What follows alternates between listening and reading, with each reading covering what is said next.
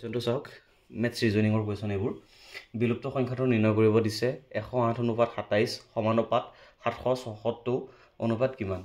এতিয়া চাওক 108 ৰ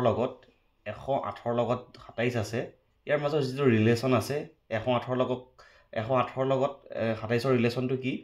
সেইটো চাব লাগিব 108ক যেতিয়া 108ক যেতিয়া 4 এ ডিভাইড কৰা যায় তেনেহলে কি আহিব 4 2 8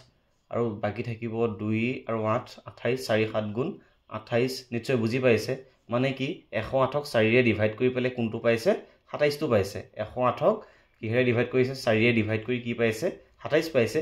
একেটা লজিক ইউজ কৰিব লাগিব কিহৰ ক্ষেত্ৰত 776ক আমি কি কৰিব লাগিব 4 এ ডিভাইড কৰি পেলাই এই বিলুপ্ত সংখ্যাটো কি কৰিব লাগিব নিৰ্ণয় কৰিব লাগিব গতিকে আমি 776ক যেতিয়া 4 এ ডিভাইড কৰিম 4 গুণ 4 থাকিল 3 37 4 9 গুণ হৈ গল 37 এক বাকি থাকিল 16 4 4 গুণ কিমান হ'ব 16 হ'ব নিশ্চয় বুজি পাইছে